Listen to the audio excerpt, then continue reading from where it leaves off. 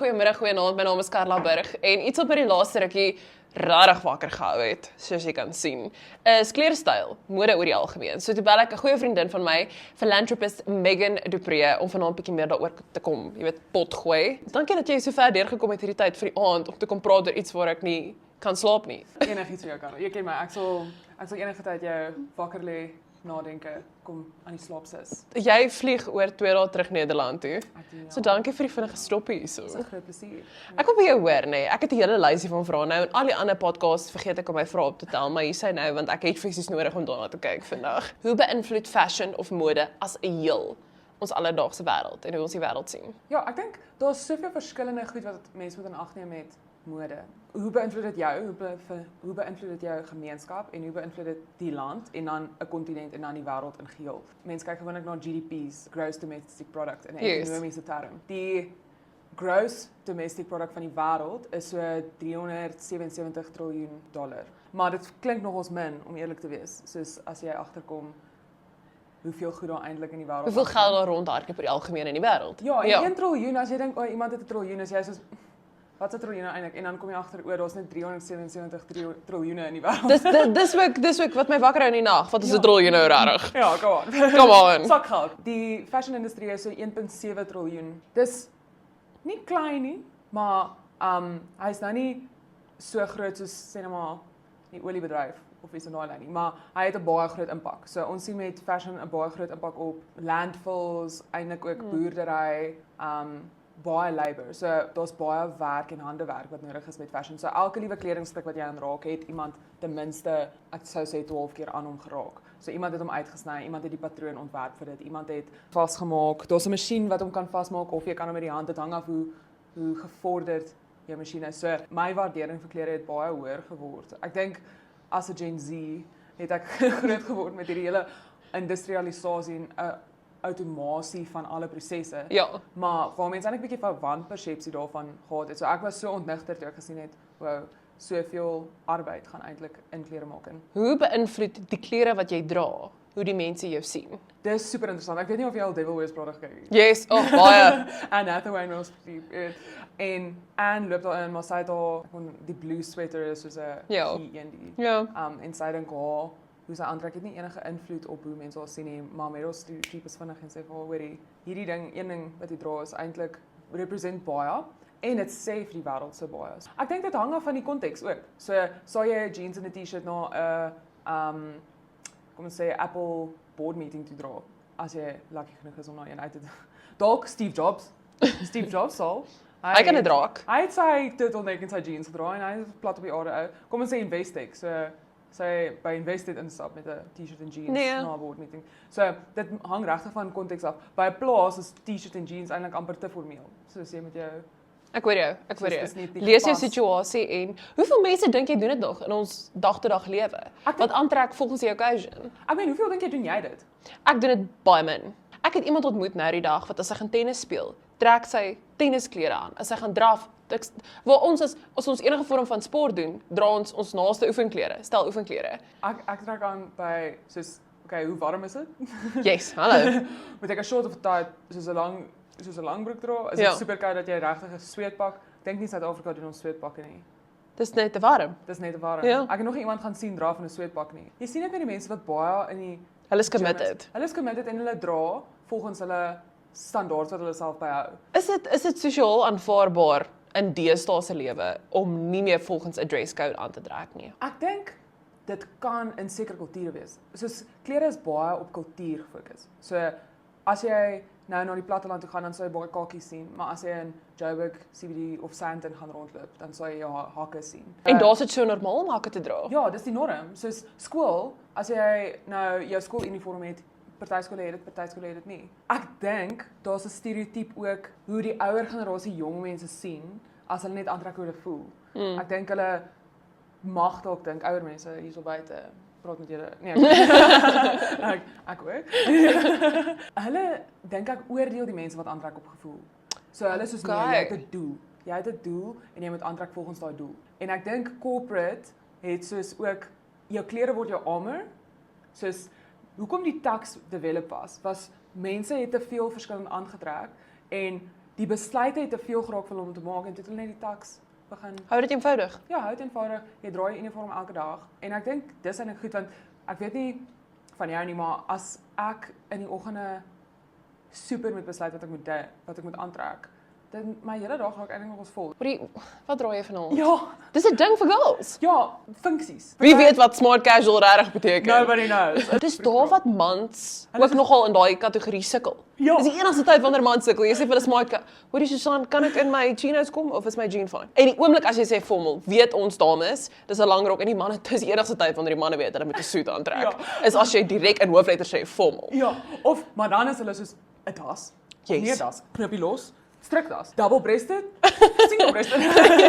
Knoopie, ja, soos boonste knoopie vas. Ja. Al die knoopies was. Maar weet jy wat is die lekkerste ding? Nee.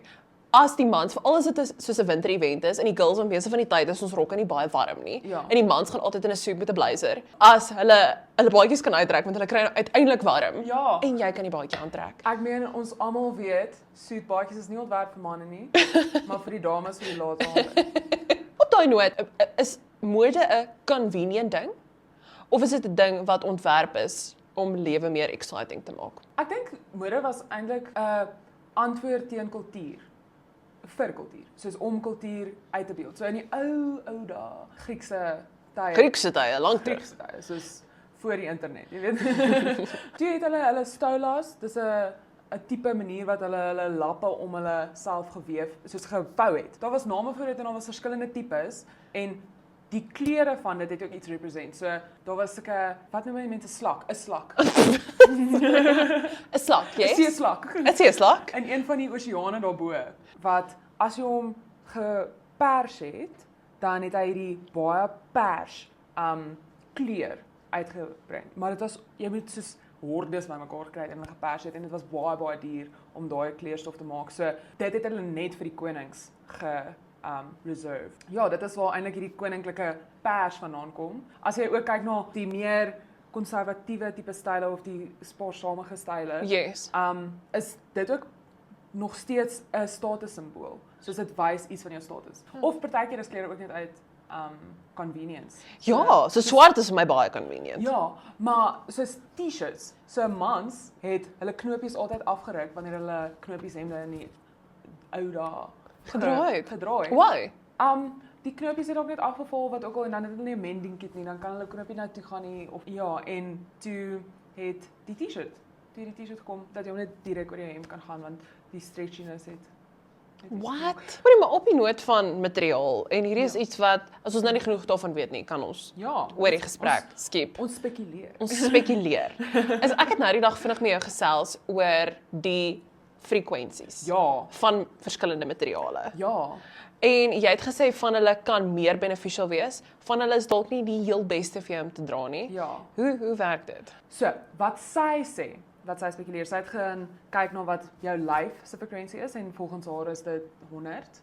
Daar's 'n ander naam vir dit wat party studies af soos skiet. Okay. Ander sê dis okay, maar dis baie nuwe konsep. Sy het gesien jou liggaam is 100, wol is 5000 en linne is ook 5000. As iets se frekwensie blykbaar hoër is as jou lyf se, dan is dit eintlik besig om jou te genees. Op 'n manier as dit laer is, dan is dit eintlik bietjie besig om jou af te breek. Sy het gesien die goed wat 'n laer frekwensie het, soos 0 of 15 daar rond, is meer gesien in mense wat wel die effek is gesien in kroniese siekte. So Watter materiale is dit?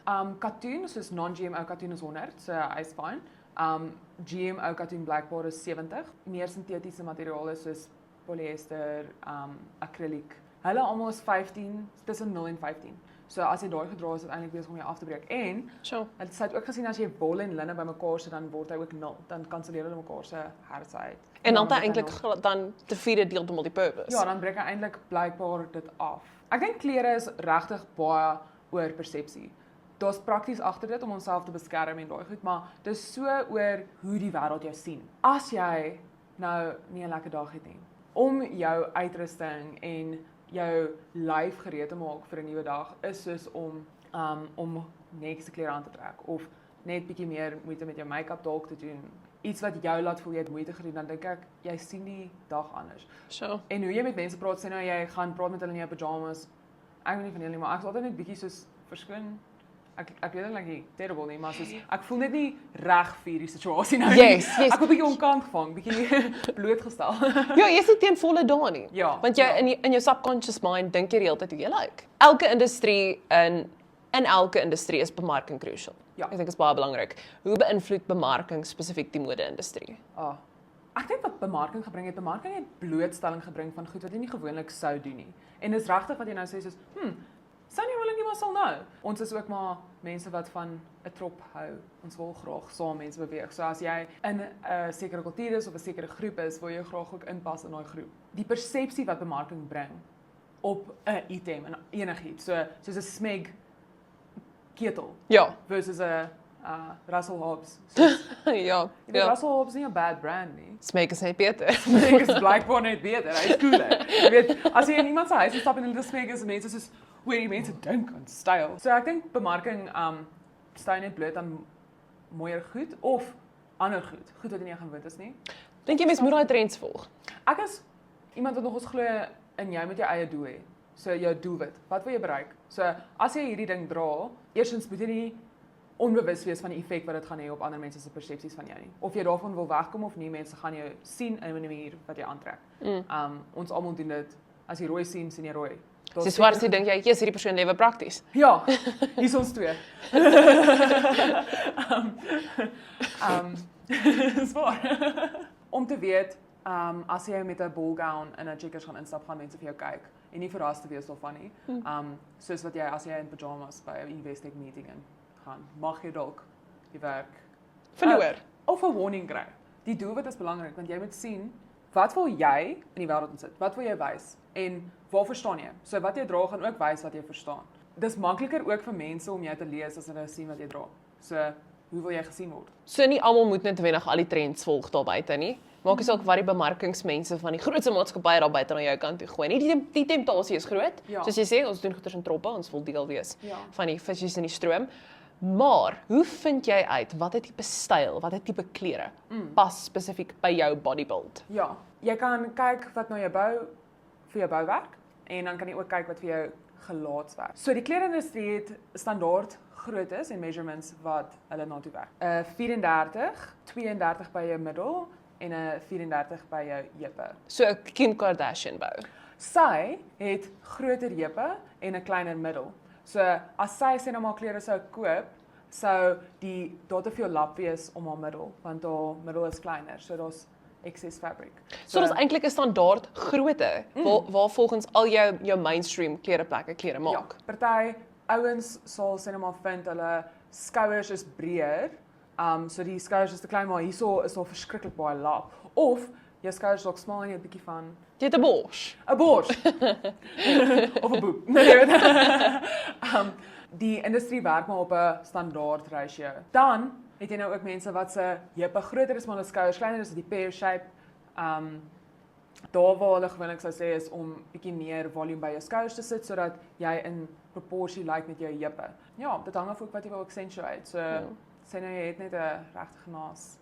Jy weet, soos heupies. Jy weet, en jy wil dit accentuate jou heupe. Ja, dan kan jy. jy. So vir my, ek staan ook rooi kop. So dit narrow nogal my opsies na sekere goed. Soos ek kan nie eintlik pink dra nie, dit clash. Soos as ek swart dra, dan sal ek gewoonlik my oog-make-up net bietjie donkerder maak want ek het baie ligte vel. Okay. Balans is natuurlik baie belangrik met mode. Ja, en met kuns. Jy probeer 'n ontwerp balans vind. Weet jy eie persoon?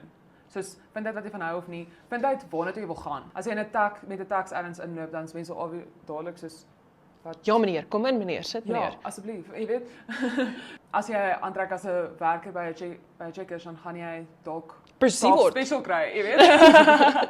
So, ja. Hulle sê mos as jy dit hang regtig af wat jy wil achieve, want hulle sê mos as jy ergens wil inkom, hê 'n leer onder jou arm en loop net na die naaste. Ja. Jy kan enige plek gaan, niemand gaan jou stop as jy 'n leer in jou arm het. Ja, of soos as jy jou kar enige plek wil parkeer, sit die herders dan maak jy bonnet oop. Jy's van. Dis Oulik. Ja. Modetips. Alsaai. Hoorie, ek wil afsluit met op 'n positiewe noot. Wat is iets van die mode-industrie wat jou rustig laat slaap in die aand? Die vryheid van keuse wat jy eintlik het en om agter te kom dat jy invloed het in wat jy dra, sou ek sê, soos en jy kan eintlik hoe mense jou sien bietjie verander deur wat jy dra. Ek het definitief meer rustigheid oor mode as wat ek gehad het 'n paar minute gelede. Baie dankie vir jou. Dankie vir jou. En dankie dat jy saam gekyk het. Ek sien jou volgende week en jy moet lekker slaap.